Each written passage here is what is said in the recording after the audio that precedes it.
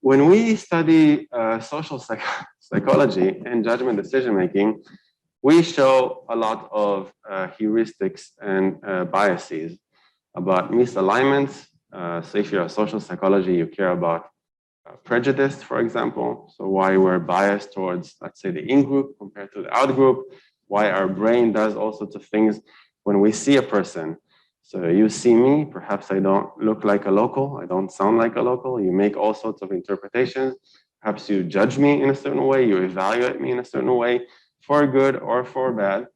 So social psychologists really care about the social construction of how we make evaluations. If you take judgment and decision making with me, we study a lot of things that influence our decisions, how we deviate from the assumption of rationality. We're not robots. We don't maximize utility alone. We do other things that to some people seem irrational, especially if you're an economist. And we document these deviations from that.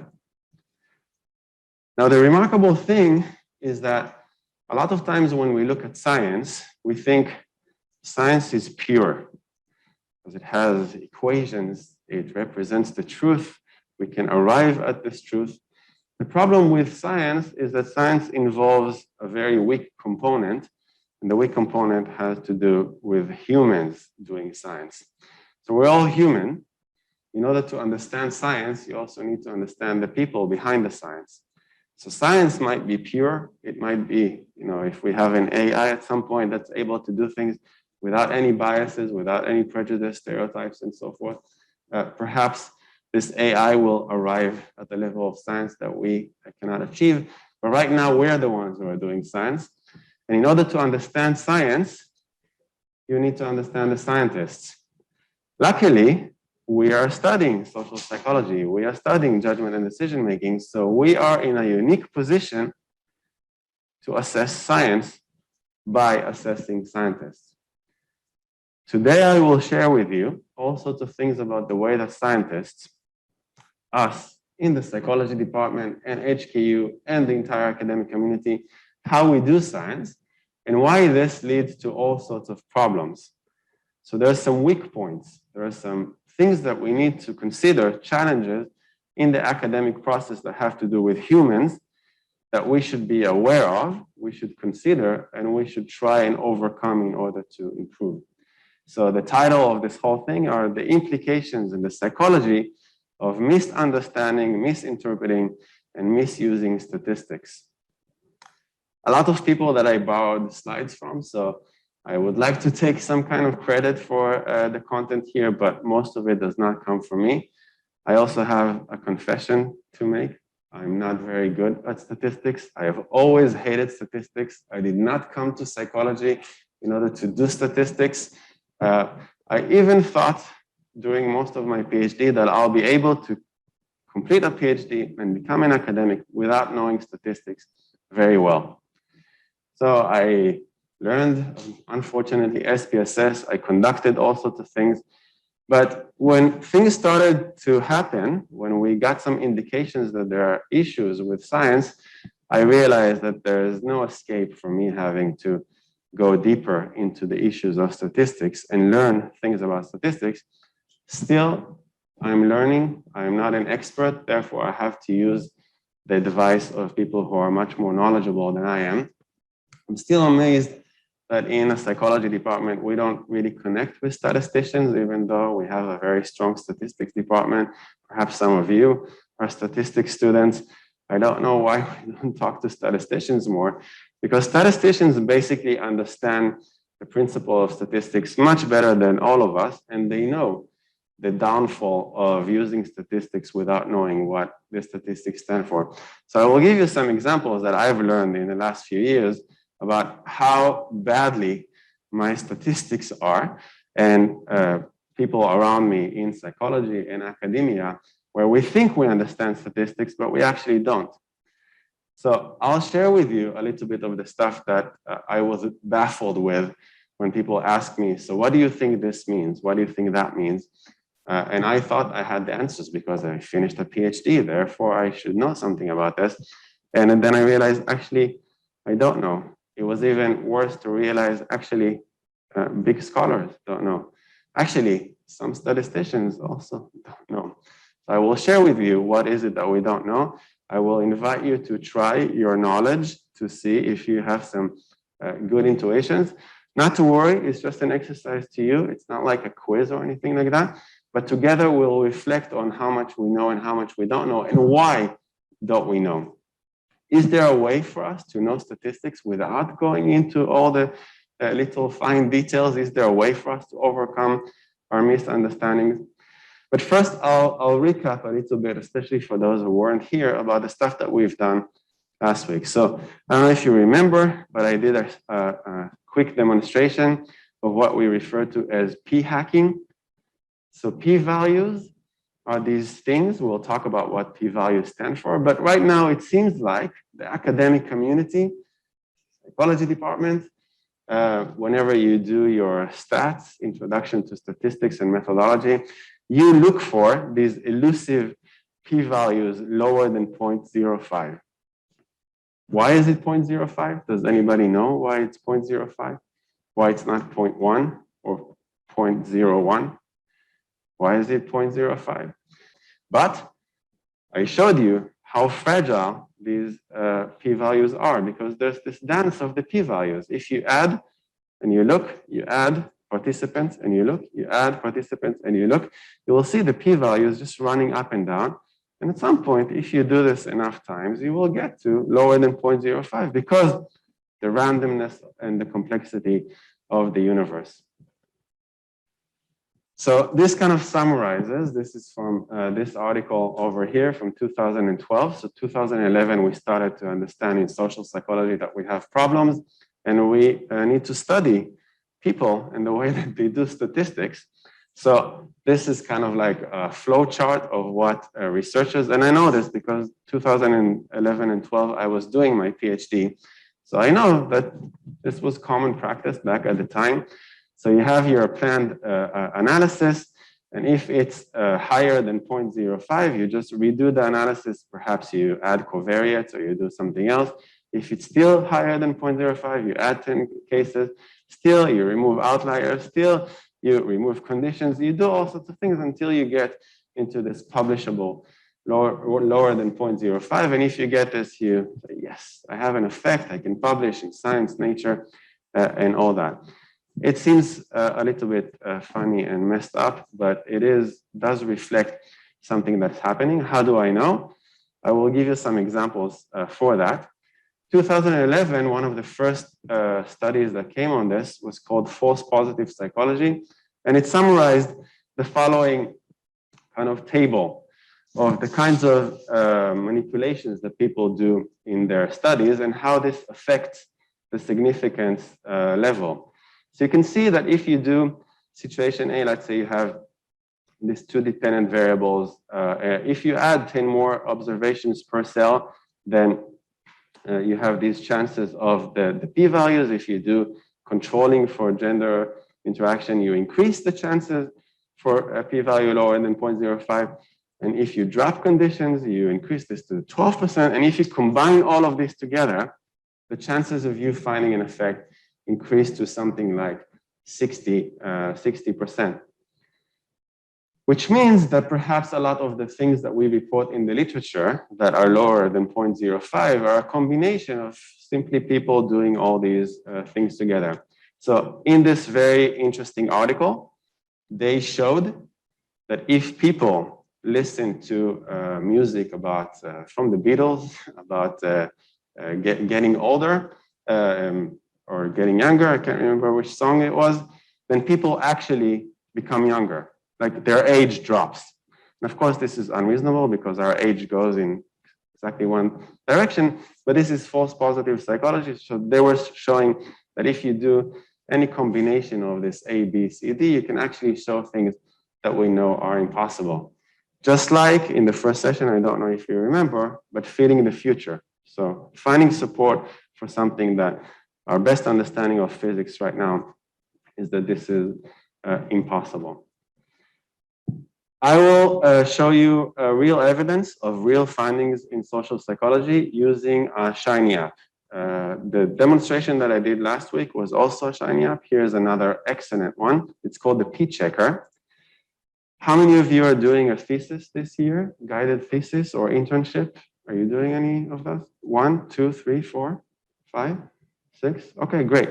So how do you decide what do you want to do your thesis on? Sometimes maybe the advisor will give you a thesis topic, but then how do you know what kind of research question to proceed? Some of you will say, I will open psychological science, JPSP, or whatever big article, and if they found support for this, then this means that this is a solid phenomenon. Does it mean that if it's published, do you know that this is reliable? Do you want to waste a year following something that maybe at the end of the year will lead to no findings? How do you increase the chances of you basing your research in your thesis on something that is reliable? One of the ways that we can do this is we can check the distribution of p-values. So you can look at the literature, you can take a few articles. Let's say you want to work on ego depletion, or you want to work on power posing, or you want to work on priming. I would suggest staying away from each one of these three. But if you want to do all of this, you look at the articles, you download, and you take their statistics. So you can see over here, for example, on the side, what did they do? They just took the t-test or the chi-square or the correlation or the F of the ANOVA, and they punched it here, over here. Now, this is a demo data, but I will show you people uploaded data sets of real data from real articles. So for example, if we go down here and we go load the demo, some people already put in all the things from power posing, from ego depletion, glucose and self-control, and elderly priming. I'll take the example of elderly priming. This is by Daniel Lakens, who was, he still is in Eindhoven in the Netherlands. And you can see that I uploaded here. What Daniel Lakens did is he simply coded everything that was in these articles. Nowadays, you can also do this automatically. So you can upload a PDF and it will extract all the statistics. You can just take these statistics and put it here in this box. Now, the nice thing about this, about all that, so you can see all the p-values. So the p-values, first of all, it has the statistical test and it has the p-value that was reported by the scholars. First question is, are the p-values accurate? Did the scholars do a good job at interpreting their test statistics? It might seem to you like the answer would be, of course, yes, because it's published, therefore no issues. But if you remember last week, I told you about students at Hong Kong University who used this kind of tool in order to look at the replication target. So they inserted the p-values, and then they went into this tab over here. And it says, are p-values correct? And you press this. And what it does is that it checks the statistics here against the p-value. And what you can see over here is whether there are some problems. And immediately, in some of those, it might be flagged as red. And it means that there is some misalignment between what the p-values should be and what the p-values actually were. So if you look at an entire literature where there's lots of problems, let's say it comes from one specific lab, then you perhaps know something is going on over here, especially so if the p-values are going in the direction of publishing something. So let's say as reviewers for articles, when we look at the statistics, a lot of reviews directly jump to the p-values, but they don't look at the statistics. But it could be that the statistics show p-value of 0.06, but the scholars actually reported 0.04. Why? Because it's just below 0.05. So a tool like this, it's called StatCheck, allows you to automatically extract something from the article and check if the p-values are correct or not. In addition, this kind of thing allows you to do a meta-analysis. A meta-analysis takes the entire literature of the effects that you've coded and tell you what the effect size is. So for example, if we go to this tab over here, meta-analysis, it will show you this curve. We're not going to talk about this right now, but this curve allows you to see if there might be some publication bias. I will just tell you that if here we want to interpret this, usually because of the randomness of the universe, things should fall under the triangle, study here, study there.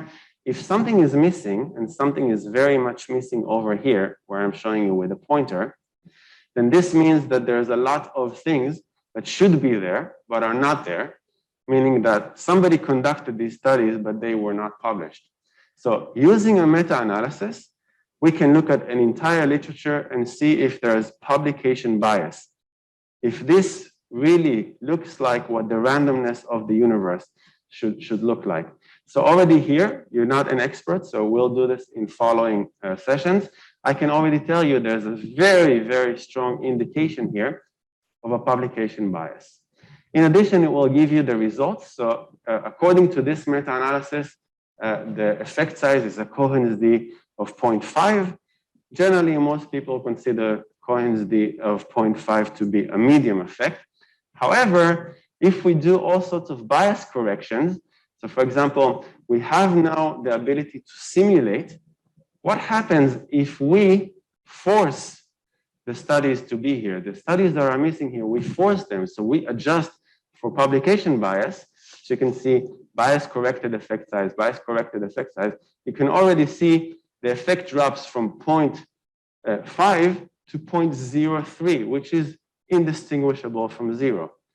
So if we use statistical methods to account for humans, for publication bias, for us not submitting or the journals rejecting, then we can already see that the effect size that a meta-analysis, let's say up until 2011, a meta-analysis would show 0.5.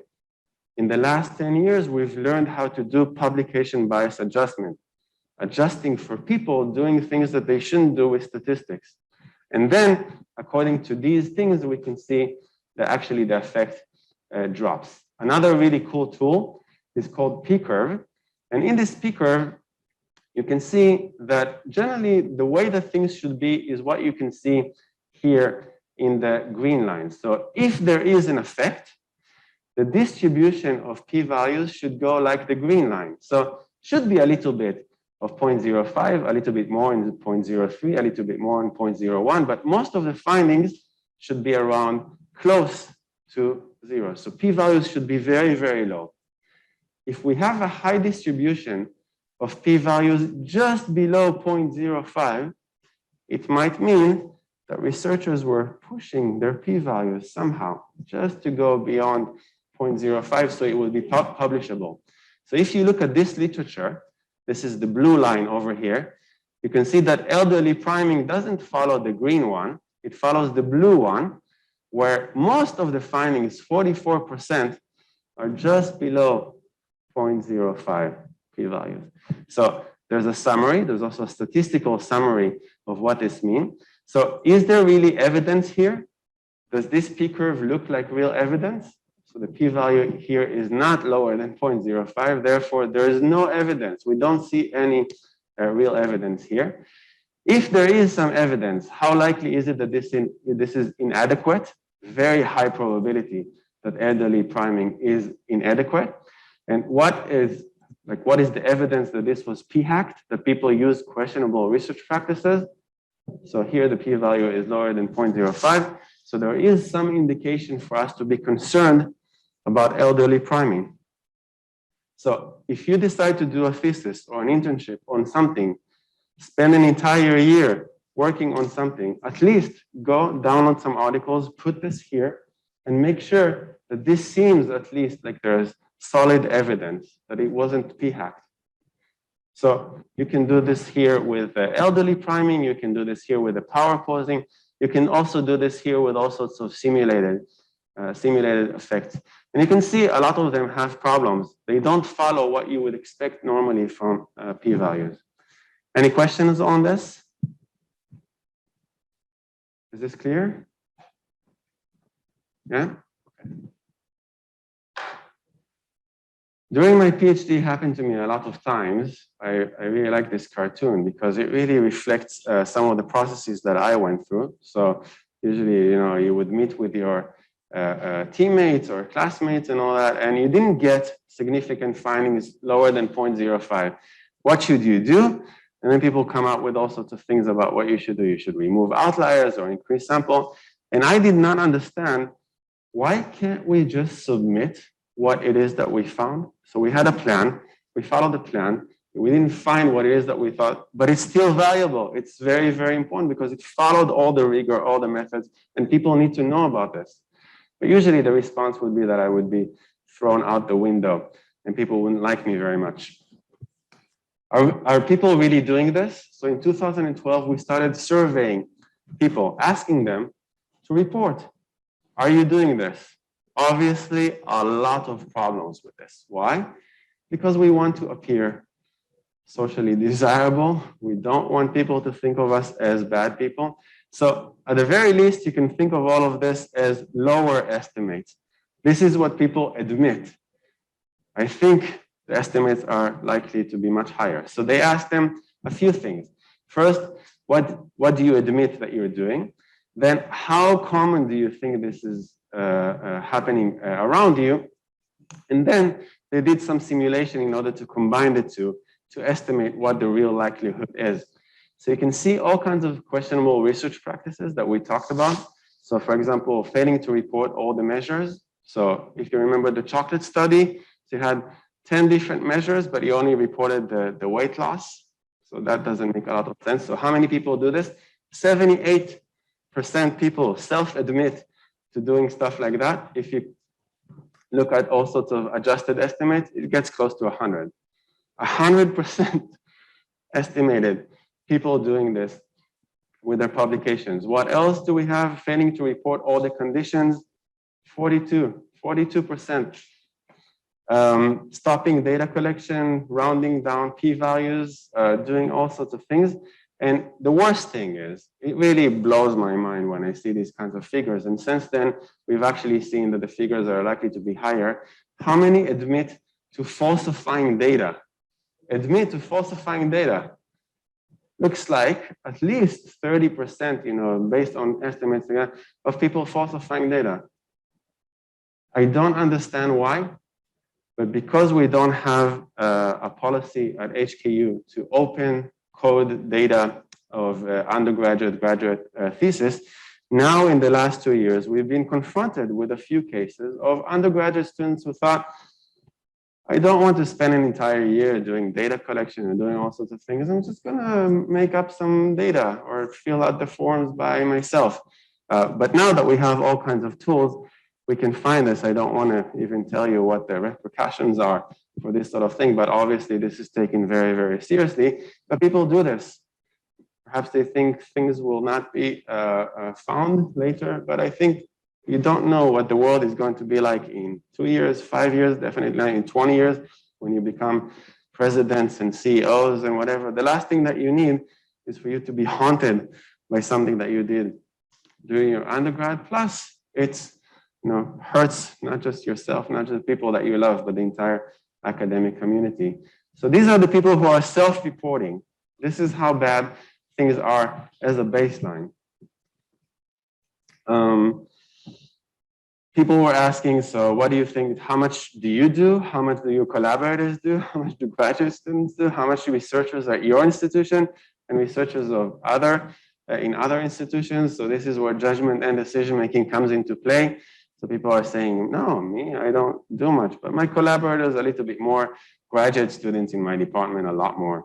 But the most are in other schools, not HKU. HKU is better, but still, if you look at these rates, a little bit disturbing. And this is from 2012. Since then, we've had a lot of other things. What other evidence do I have to convince you that this is happening in our literature, not just in psychology, but throughout medical sciences, exact sciences, and so forth? So if you remember the p-curve, the way that the p-values, if you look at the entire literature, the way that the p-values should go is that you should have a little bit 0.04, a little bit more 0.03, a little bit more 0.02, but most of them, and this is these dotted lines over here, you can see this jump from 8,000 to 36,000. So this looks normal. What doesn't look normal? this one, 0.05. Why is it that this one is just like this one? You can see how far this one goes.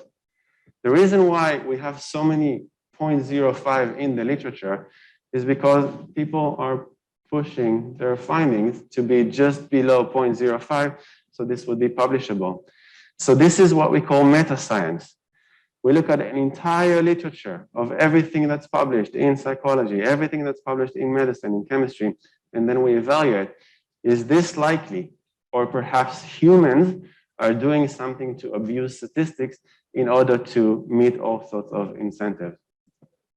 Guided thesis students, this is from 2018, about how much guided thesis students admit to doing all sorts of things. Now, I'm going to show you a video. It's a parody. It's not a real video. It's a meme. So occasionally on YouTube or TikTok, you would see a famous video section that speaks in a certain language that most of us don't understand. In this case, I think it's Spanish, but they replace the subtitles.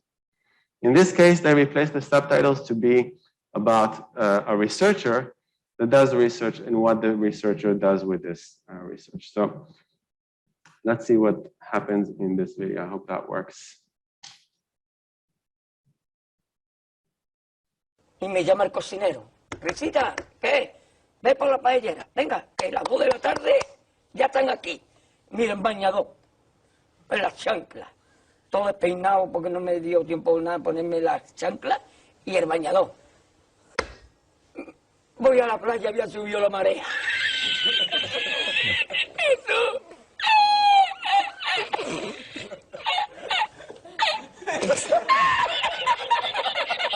Eso. Había subido la marea y encontré una paella. Eso. Y la encontré porque estaba la paellera agarrada, metida entre las piedras de Chipiona, del faro. Y cuando entro en el restaurante me ve el cocinero con una paellera y a ver solamente paellera.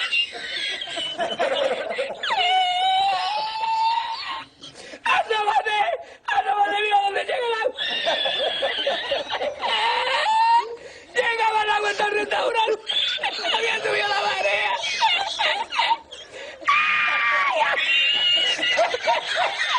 Jesús, hay que hacer ahora con los 2 sacos largos. ¡Ay, llama para Sevilla! ¡Llama a Sevilla que traigo un país!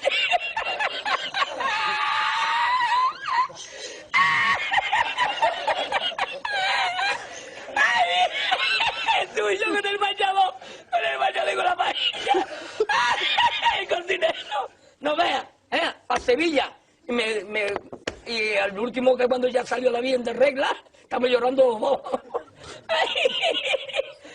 Me cobró el tío la... Me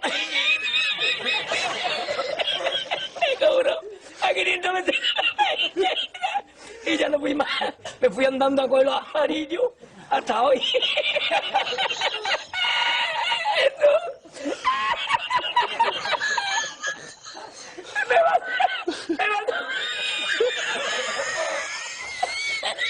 Me mandó por la noche, había bajado más el agua y por la mañana había subido. Cualquiera estaba donde está la paellera, a lo mejor está en el barco ese del petróleo. En el Prestige. En el Petriense.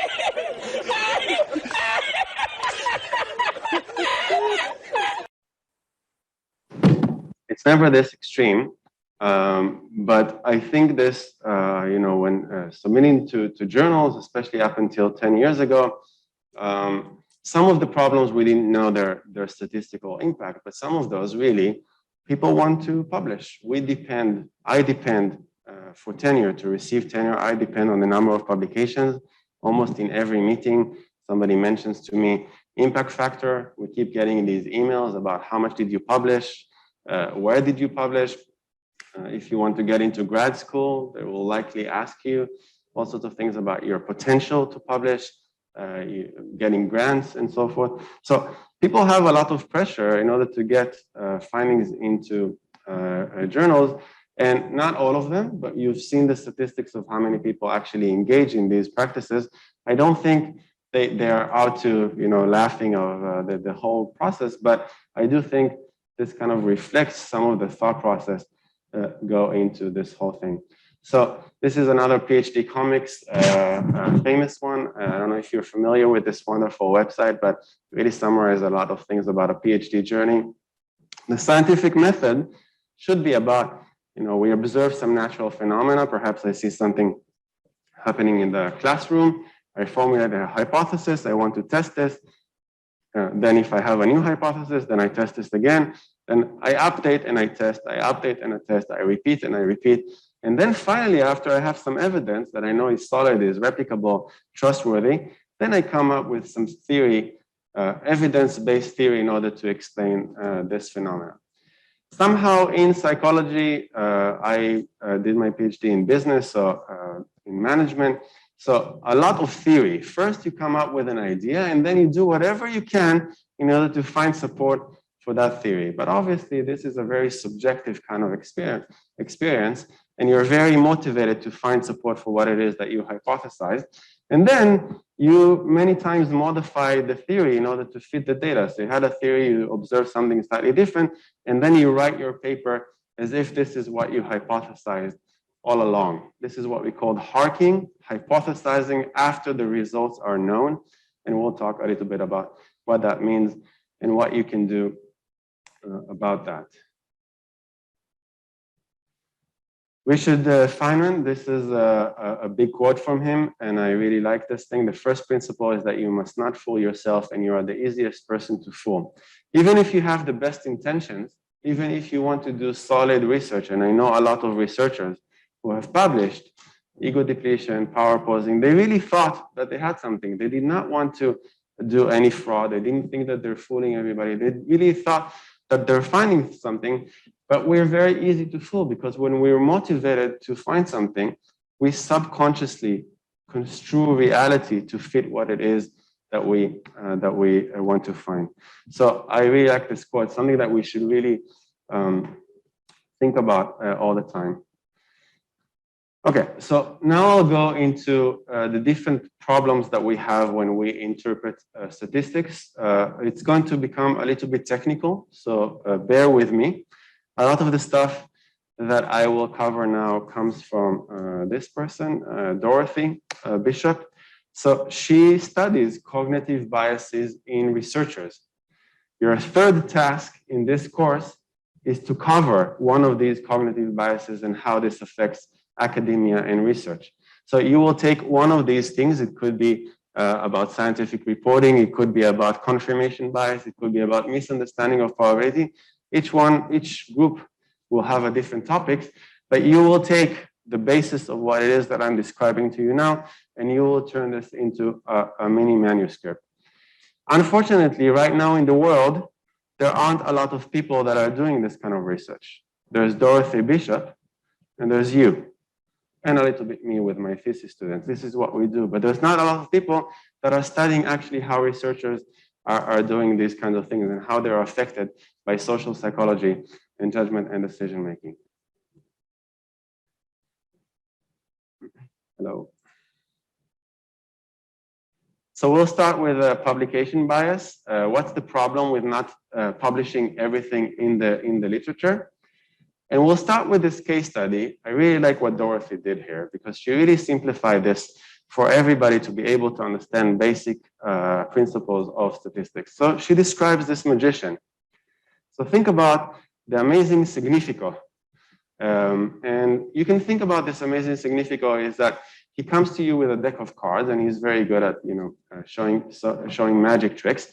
And he announces that he's going to have 3 of a kind. So for example, over here, you can see 3 queens, just like in poker. I don't know how much you're familiar with poker, but the probability of having 3 of a kind, probability of unbiased deck is about 1 in 50.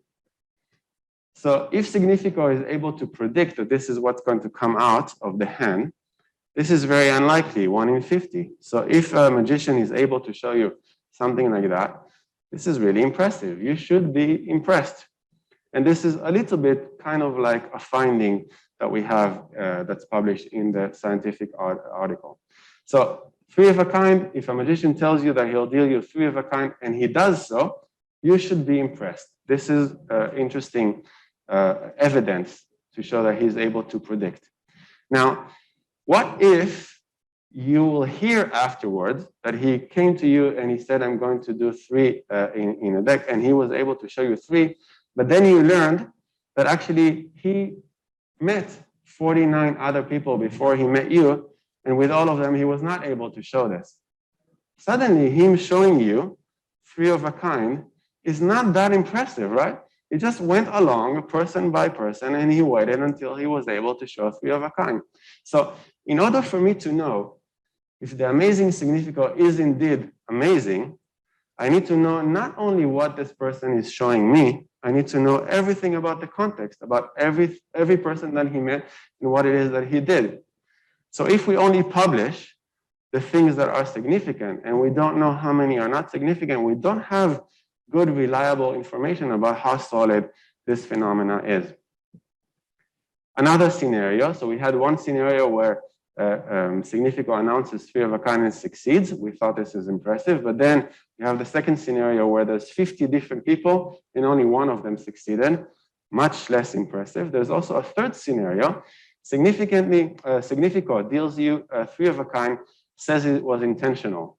So he doesn't tell you in advance that he's going to do 3 of a kind. First he deals, and then he tells you, oh, I knew that this is what's going to happen. Is this impressive? Not impressive? Not very impressive. But many times people collect the data and then they tell you, oh, I knew that this is what the data is going to show. This is the hypothesis that I trust me when I tell you that this is what I hypothesized. But then you ask Significo, do you have evidence to show me that this is what you hypothesized? Can you show me that this was intentional? But there's no evidence. Why do we need pre-registration? Why do we need to go on a public website, upload the plan, and put a timestamp on it? So that we can show that our plan was intentional. We didn't just look at the data and say, oh, this is what we meant. But in advance, we can show with a timestamp that this was done before data collection so that it would be more impressive. We really predicted this kind of hypothesis. So all this is to kind of demonstrate to you in very simple scenario. You can always think about this Amazing Significo, about what the problems are with selective reporting, with cherry picking, with p-hacking, with outcome switching, and harking, hypothesizing after the results are known. All of these are big problems, questionable research practices. Now, I want to show you that this is actually what happens in the literature. The way to show you this is if you take, so if you remember BEM, Feeding the Future, published in one of our best journals, the Journal of Personality and Social Psychology.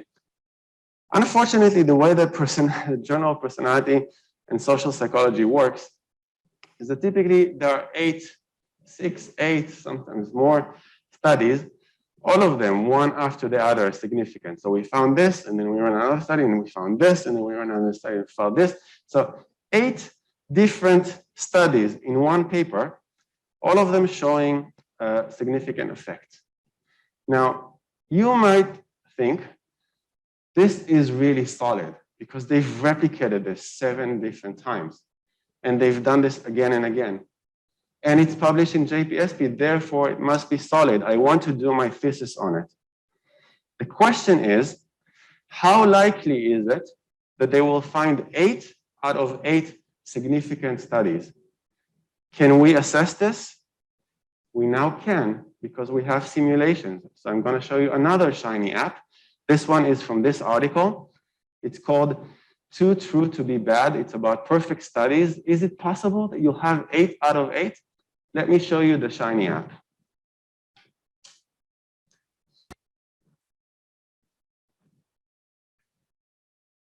All right, so what we have here is the number of studies. So let's take a typical JPSP. A typical JPSP, let's say, is like an 8 studies. Number of successes, of course, 8. Otherwise, it will not be published. And then the p-value, the type 1 error rate, is 0.05. Why? Because in the 1920s, somebody wrote something on the side of a notebook. And then what is the assumed power? Let's say for now we don't know what power is.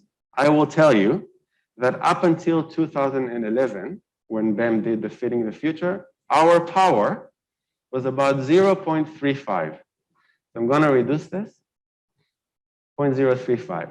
And the question is, how likely is it that we have 8 out of 8?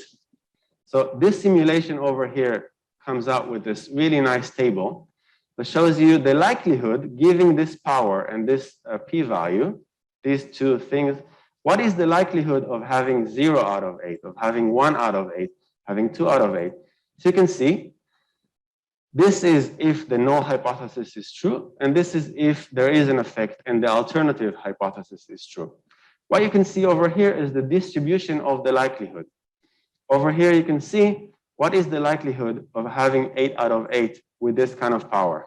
What is the likelihood? I don't know if you know how to read these things, but it's 0.11 zeros and then 3906. The likelihood of finding if the H1, the alternative hypothesis, rejecting the null hypothesis, the likelihood is lower than 1%. So if power is 0.35, 35%, and you see a JPSP paper with 8 out of 8 significant findings, something is very, very wrong. It's much more likely that, what is the most probable thing over here? If there's really an effect, much more likely that there's 27% that 3 out of 8 will be significant, or 2 out of 8 will be significant. But if there's no effect, it's much more likely, much more likely that it will be 0. So you can see over here, 66%. If there's no effect, 66% that is 0 out of 8. So if this is what a simulation shows you, so this is hardcore, uninterrupted, humans not involved statistics. So if we see so many JPSP papers up until even today, but especially 2011, 8 out of 8 significant findings, what does this mean? Probably means that for every one of these things in there, there are lots of file drawers. Some researchers, including people that I work with, call this pretest. So we pre-tested something, it didn't work out, so we're going to put this on the side, but then we tried this again, and we increased the manipulation, and we did this again, and again, and again, and finally we got something, so we don't report everything else, we just put the things that worked.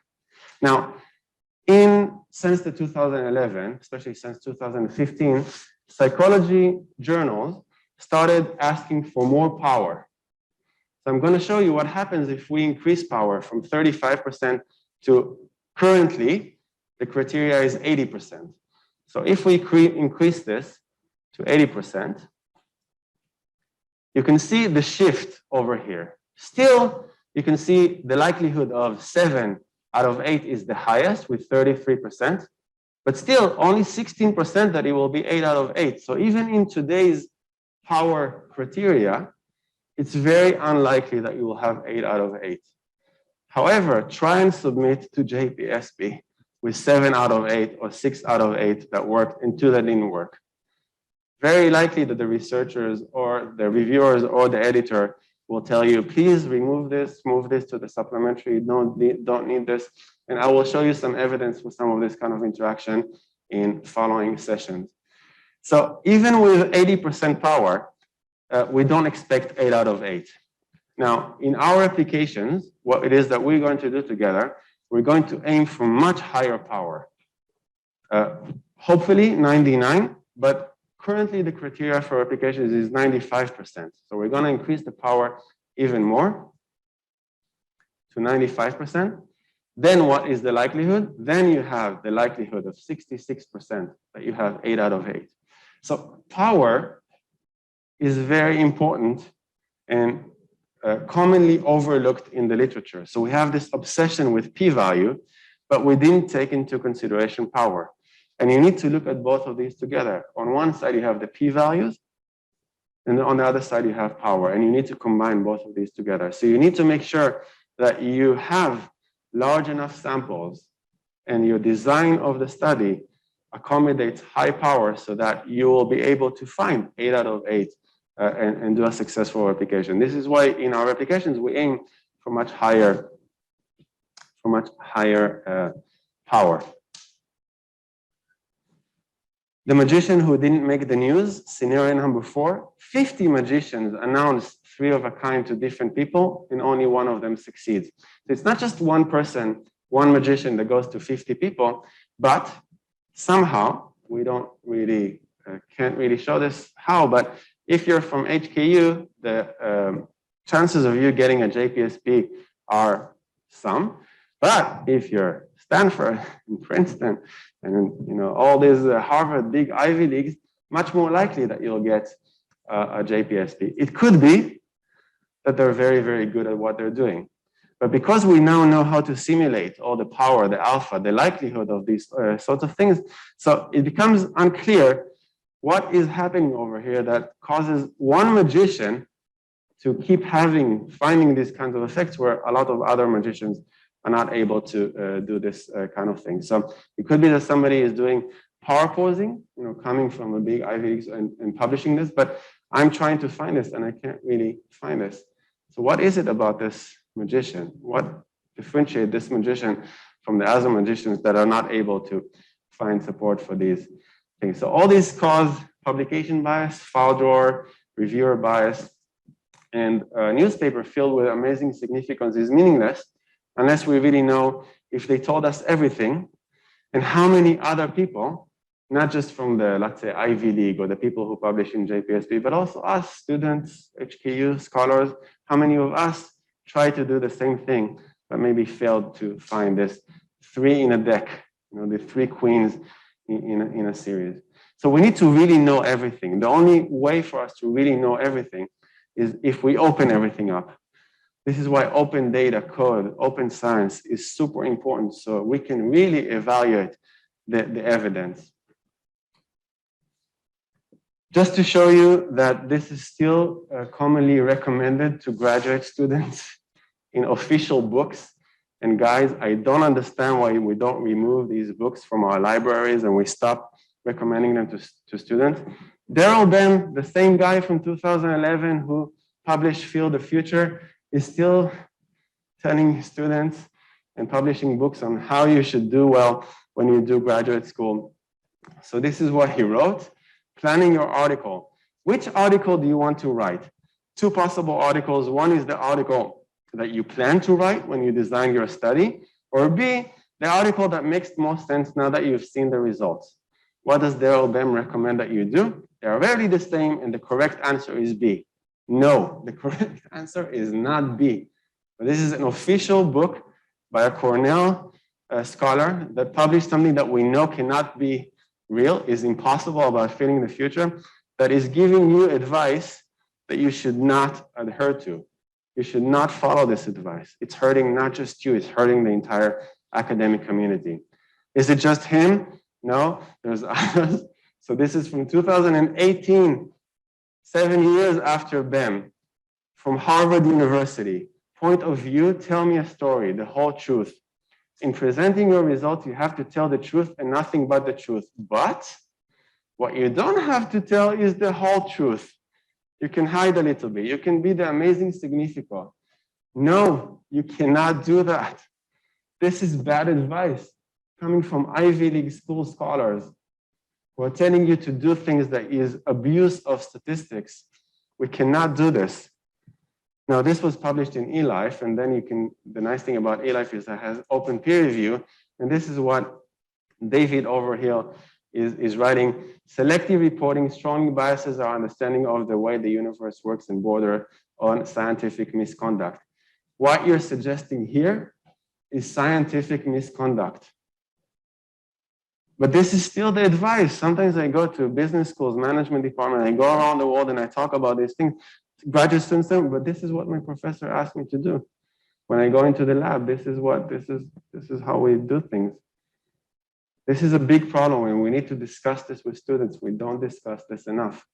This publication bias, what it is that we're doing, the amazing Significo is creating a big problem in our scientific literature.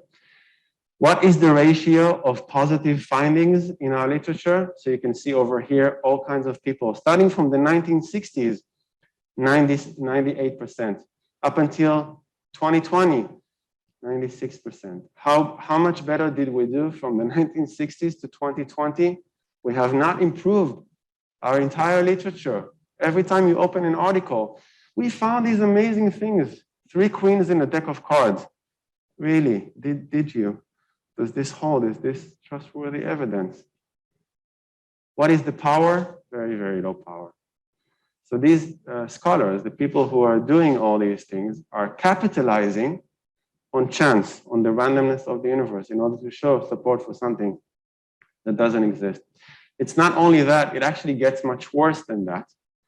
Because even if there are some null findings, for example, we try and publish replications with failed replications. We did not find support for everything. And when we submit this to journals, some journals are still willing to publish our failed replications. But the problem is, it doesn't stop with what's published. It continues and gets much worse with what is cited. Nobody cites failed replications. Everybody just cites, oh, this worked for somebody, feeling the future, therefore, let's keep doing this. So if you look at what happens, first of all, there's publication bias, outcome reporting bias, then there's a spin on this, but then this one, citation bias. So finally, the things that we cite are only these amazing 8 out of 8 JPSP that worked. All right, so this was a first demonstration of some of the inherent biases of humans, scientists doing science, and how we misinterpret statistics. We'll keep doing a bit more of that, but before we do that, we'll take a 5-minute break, and then we'll come back. All right, ready to continue? Okay. So do we really understand statistics?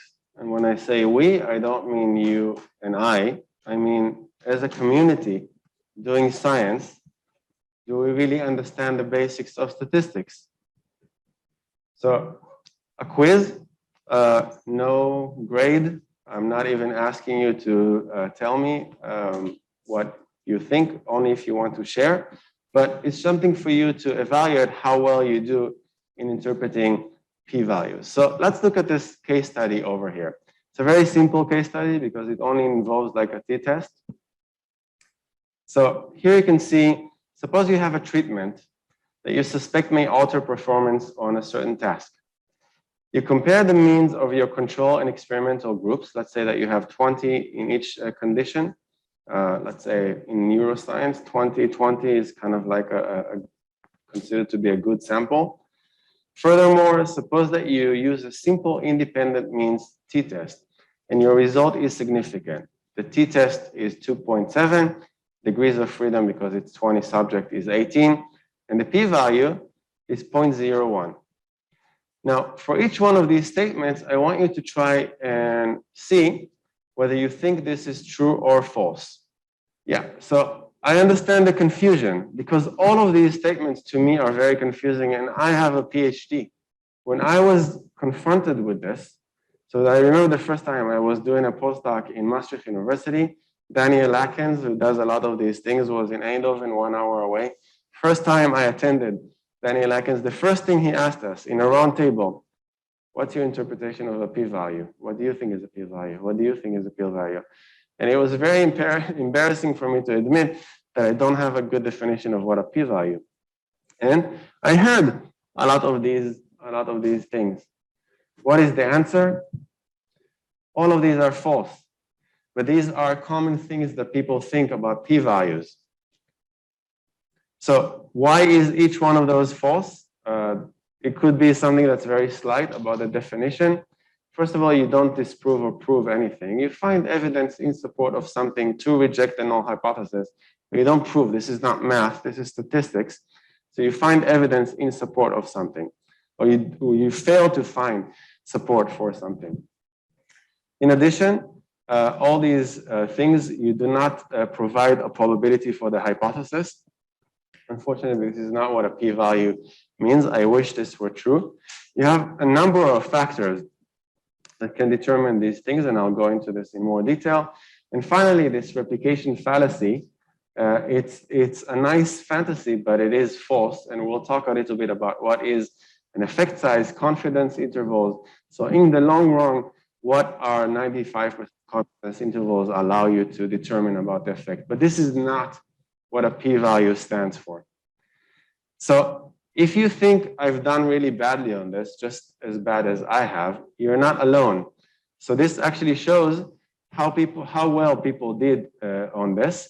So at least 1 out of 6 is true, was chosen by 100% of psychology students.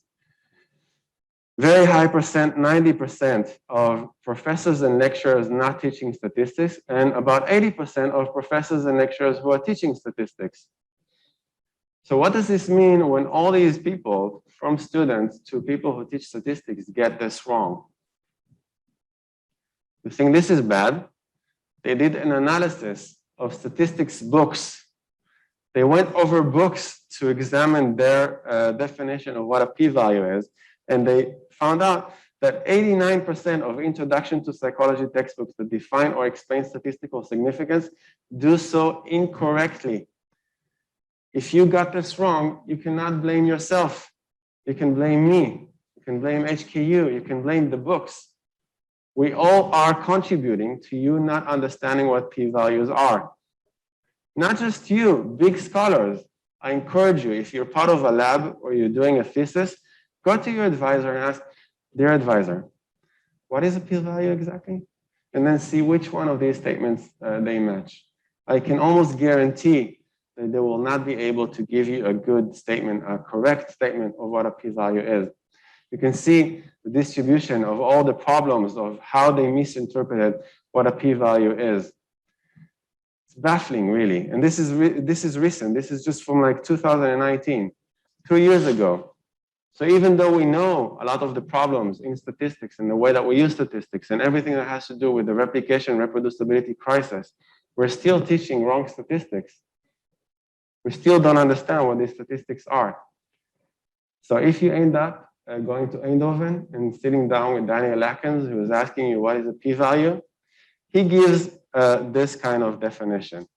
And then you can say, but this sounds very similar to some of the statements, but it mostly fails to take into account one very important aspect of this whole thing. So a p-value is the probability of the observed data. So you collected data, you looked at the data. What is the likelihood that you observe this data if the null hypothesis is true? How unlikely is this data if there is no effect? This is what a p-value does. That's the only thing that it does. It doesn't talk about theory. It doesn't talk about hypothesis. It doesn't talk about predictions. It just says, how likely is it that you're looking at something and that you're observing something if indeed there is no effect? So if you want, he has a whole course about this. If you plan to go to graduate school, the courses are free. He does a very good job at showing you exactly what each and every one of those things do. I will do this very, very briefly, but he has a whole thing about this, course about this. I wish we took all our graduate students and kind of forced them to take these courses, but we do. So a lot of misconceptions about p-values. Daniel has quite a few papers on that. So if you have a non-significant p-value, if you did not find p-value lower than 0.05, it doesn't mean that the null hypothesis is true. The problem with null hypothesis significance testing is you cannot quantify, you cannot find support for a null hypothesis. You can only find support for rejecting the null hypothesis. Significant p-value does not mean that the null hypothesis is false. So on and so forth. I will not go into this more. Now, to better understand all this notion of p-value and power and effects and all that, another simple question to you. So test yourself. Let's say that the p-value that you see is 0.05. This can lead to drawing the wrong conclusion what % of the time. Some people will say, what do you mean? This is the definition of a p-value. 0.05 means 5%, therefore 5% error.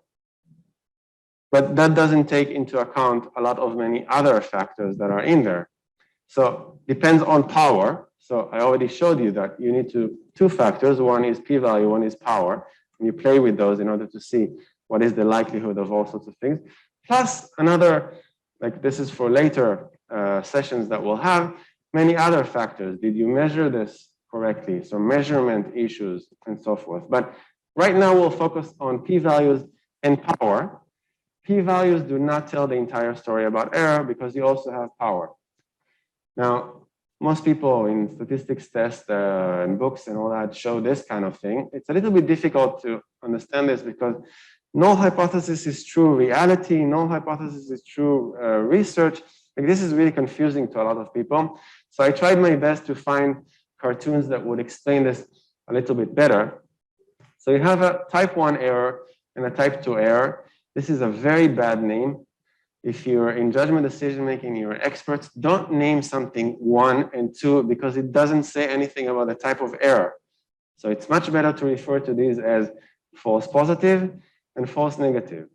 How to remember this kind of thing? I really like this kind of thing. So a doctor is saying to a male that they're pregnant.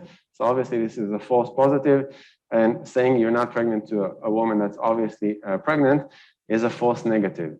So these two relate to these two types of error. One of them is p-value, and the other is power. So p-value is about false positives, this kind of error, and power is about this kind of error. How to remember which one of those? I follow a lot of people on Twitter, and occasionally somebody comes up with some really nice summaries. So Sean here says that to remember type 1 is false positive. The P has like this 1 in it, and false negative has this 2. So that's a cool trick in order to remember what is type 1 and what is type 2.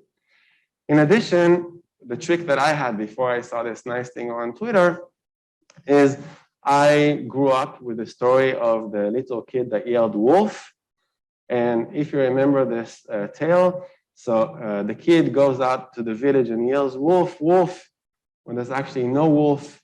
So all the village come out, you know, with their shotguns and their weapons and all that. And he does this once and he does this twice. And then, you know, after twice, he's like, come on, there's no wolf. Why are you yelling wolf when there's no wolf? The third time, there's actually a wolf, but nobody believes him, therefore nobody comes out. So for me, the order of this story is at the beginning, the null hypothesis is that there is no wolf. The alternative hypothesis is that there is a wolf. The first time when he says that there is a wolf, when there's actually no wolf, is a type 1 error. And finally, when there is a wolf, but you don't go out to treat the wolf, is a type 2 kind of error. So I remember this story very well. So that's how I remember what is type 1 and what is type 2. Now, I'm going to demonstrate to you why you need both of this in order to detect the error level. So let's assume that we have 50-50% of true, not true, and we have 80% power and p-value of 0.05, so 5%. So here I plotted 100 and 100, so 50-50. 100 are true and 100 are not true. And I run these kind of studies, and I want to see how many of them are significant and not significant. So the power over here, if the 80 power, it means that out of 100 that are true, I will find significant effect for 80 out of the 100. In terms of what is not true, the 5% means that I'll find significant when it's not true, 5%. So I'm going to add all these things up. 5 out of 85, 20 out of 115. So altogether, 25 out of 200. What is the error rate?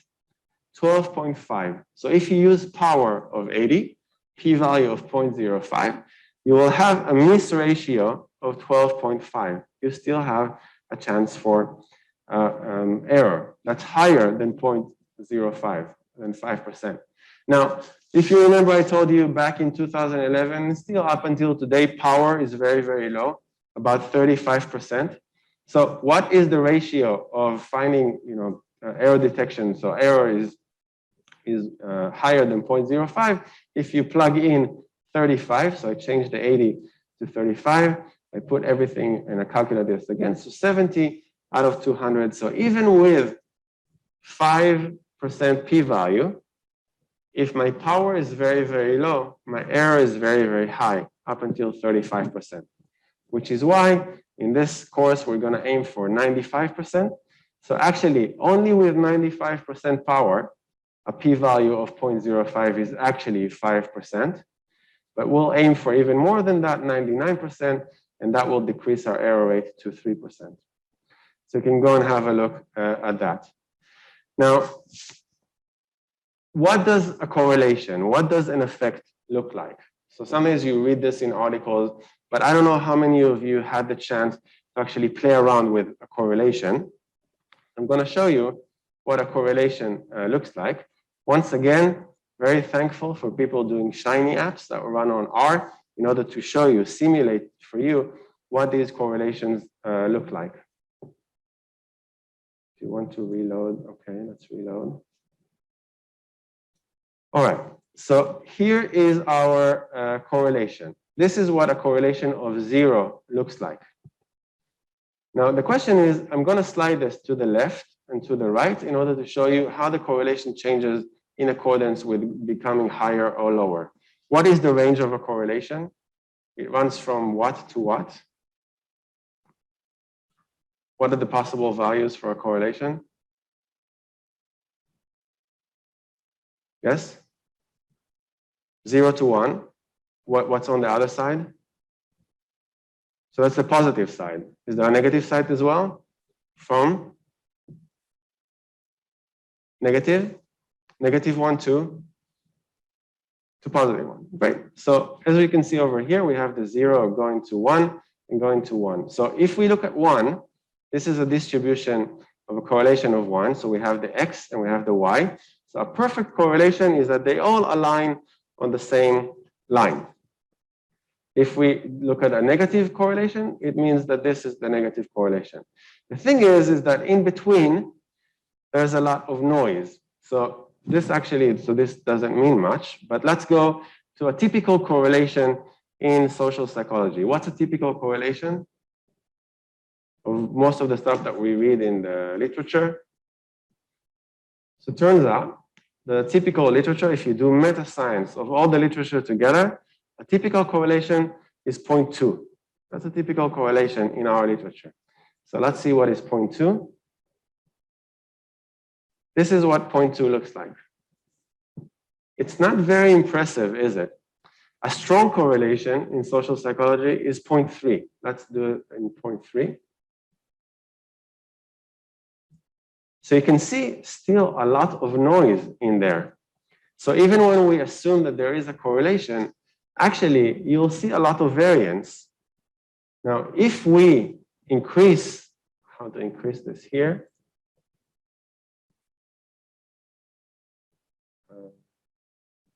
Used to be in the previous one.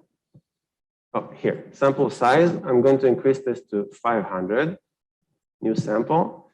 Now the trend becomes a little bit clearer. So the larger the sample size, and sample size is one of the factors contributing to power, the easier it is to see the trend. But the smaller the sample size, the more difficult it is to see the trend. So if we only have, like, say, 5, it's a bit difficult to see that there's actually something going on over here, right? Now, it's really nice to play with this sort of thing because it gives you a sense of what a correlation really looks like. So how things shift together. Plus, a lot of times in the literature, we refer to variance. So what is the overlap between the two things? Basically, the variance is squared. So you square the correlation and then you get the variance. But you can see that even with the strong correlation, so let's say 0.3 is considered to be strong correlation in social psychology, how much of the variance are we explaining? We explain 9%. It means that there's 91% of things that we haven't explained. And this is like a strong finding in social psychology. I've had papers where the correlation was 0.1. So how much of the variance do we explain? So very, very small variance. So the shared variance that we explain is 1%. How much did we not explain? 99%. So this is not physics, where effects are relatively weak. Therefore, we cannot really explain a lot of variance, and we need to be very humble about our findings. A cool game that I really like, somebody turned this into a fun game. Guess the correlation. So I'm going to call this Hello 3052A. Let's play a game. So we're going to run, oh, sorry. What is this correlation? Do you want to guess? Give me a number. What is the correlation? 0.4? See? So actually, this is a very, very strong correlation of 0.82. So we assume, that a strong correlation looks even better than this. But over time, we will get better at this. So what is this correlation? If the previous one was 82, what is this one? Give me a number. Sorry? 9. Okay. Yes? Very close. This is 95. So we earned our heart again. Another one. What is this correlation? Sorry? 3. You think 5. 3, 5. Let's go with 3. 5. Good. So if you want to train your intuitions, I really like these games because they allow you to try again and again. There's one for correlations and there's one for Cohen's d. But it is very helpful for us to try and visualize this. We always need to look at what the plot looks like. Because when we see a number, we think we have an intuition, but do we? Actually, take some of these to your advisor, to your PI, and ask them, what is this correlation? Can you guess? And I want to know how accurate your advisor was. Because when I go around and give this to my colleagues, their accuracy is very, very low. It's not just you, it's not just me, it's all of us. We don't know how to read these plots.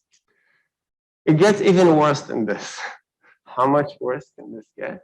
So I'm not going to go into this, but you can also do this with Cohen's d. If you look at all of these correlations together, all of them represent the same correlation. The problem is they're plotted in different ways, but all of them show the same line, the same line, the same line.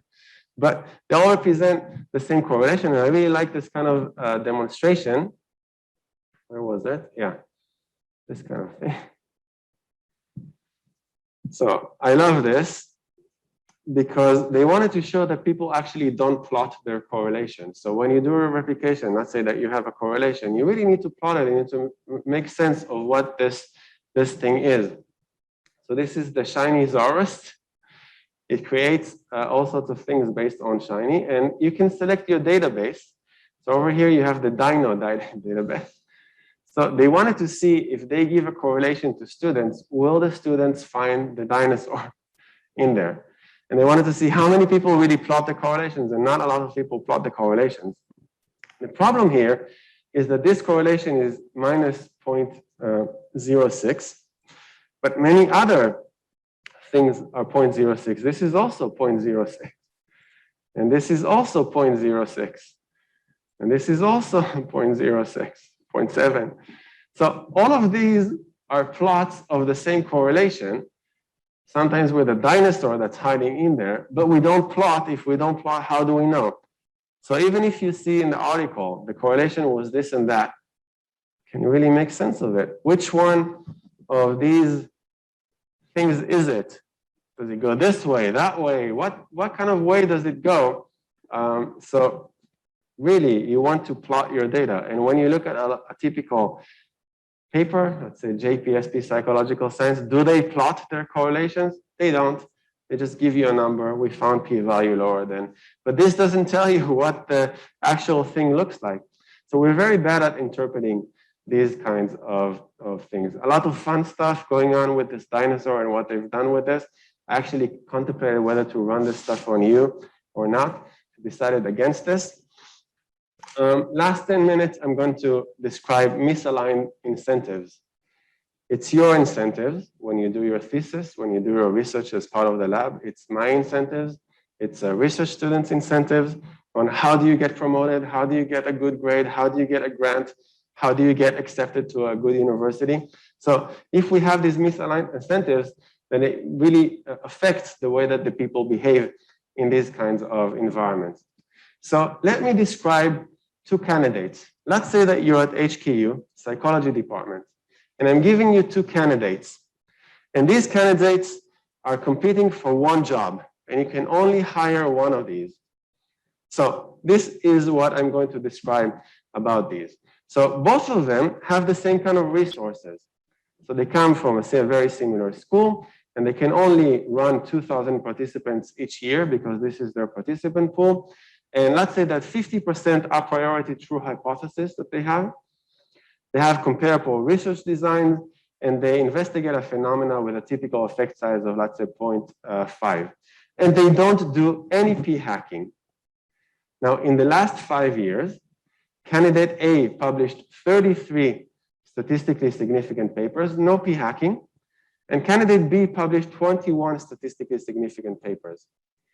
Which one would you prefer? If you're anything like our department is like, oh, 33 papers, this is amazing. So much better than 21 papers. What is the problem? What aren't they taking into consideration? So if you look at these two candidates for professorship that have the same resources, it means that in order to publish 33 statistically significant papers, the number of participants per condition in each one of these papers is much lower. So the power is much lower. So the second candidate decided, I want to have more reliable studies. So I will increase the sample, leading to much more reliable 21 statistically significant papers. Whereas the person maybe published 33 statistically significant papers, but much less reliable. Our committee, and I can promise you many of committees around the world don't take this into consideration. They just look at the p-value or the number of publications, not the rigor, not the openness, not the transparency, not the power.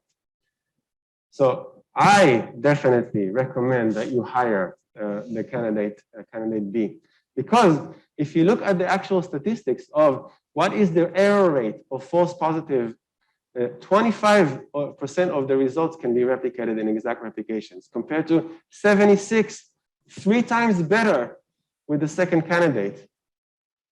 Less papers, but higher power, better quality. The person invested in using the resources correctly according to best practices in science. So when we have a candidate, when a student wants to work with me, when I look at I don't care about how many papers they published. I want to see what kind of research they've done. How transparent, how open, did they do a power analysis or not? How did they use the resources when they conduct research? This is what I care about. What we are doing right now in the way that we're hiring people, graduate students, postdocs, people like me, is that we emphasize the wrong things and we incentivize the wrong things.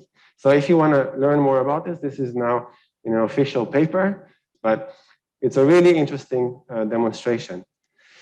Additionally, let's say that I see 2 papers. One is this fancy journal of shocking results with a very high impact factor. HQ, it's like, oh, 6.4, so lovely, so wonderful. Let's take this candidate. But for me, I much rather focus on hypothesis and analysis are pre-registered, the samples are much bigger, open data, open code. I don't care about impact factor because the N is very, very low, data is lost, several failed replications. I want to emphasize trustworthiness rather than impact factor. Tale of 2 papers. I don't know if you remember Michael Inslet from Ego Depletion last week when I played for you some of the things from his podcast.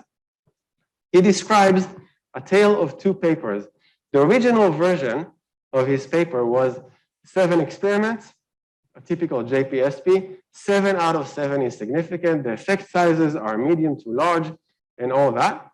The first paper was just conducted in the old way of doing business, 7 studies, but in the revised version, when he submitted this to an open science journal with open science reviewers, and they told him, unlikely, 7 out of 7, impossible. Show us the real results. Report everything. No exclusions of conditions, no outliers, what did the paper actually look like at the end? 18 experiments. At the beginning, he didn't report 18 of those. How many significant? 2 out of 18. So he describes, and this is a top social psychologist, very prominent leader in our field, saying that up until 2011, The left version is what was expected. Now, if we go to open science supportive journals with open science supportive editors and reviewers, we want to see the reality, not the construed perfectness of what used to be in 2011. So this kind of summarizes a lot of issues. This is just the tip of the iceberg of a lot of things that have to do with the way that scientists, humans, are involved in doing science. Science is pure, science is wonderful, but it involves us, and we're weak with a lot of biases. Therefore, science could be flawed. There's some indications that in psychology and science overall, we've been doing a very bad job, but now we know that we can do better. So in your third assignment, you will be going over some of these biases. You will be summarizing one of these biases in order to reflect, how does this affect us? How does this affect science overall? Any questions about what we talked about today? Relevant, interesting? But hopefully it will give you some things to think about when you read papers, when you think about your internships, when you think about your thesis, even when you go to industry and the bosses, the customers are asking you, show us support for something, investigate this problem. How do you know what is trustworthy and what is not? What is the amazing significo and what is the real phenomena? By the end of the week, the next class, I ask that you please register for our Qualtrics account, do everything else that is required, and complete the quiz on the syllabus. On Slack, we'll make a number of announcements about how to form your team, group, and what else is required. And of course, you have the chance to decide if you want to stay with us or not. If you have any questions, please post this publicly. Tag me on Slack and I'll be able to, happy to answer any questions. Thank you. Hopefully see you next week.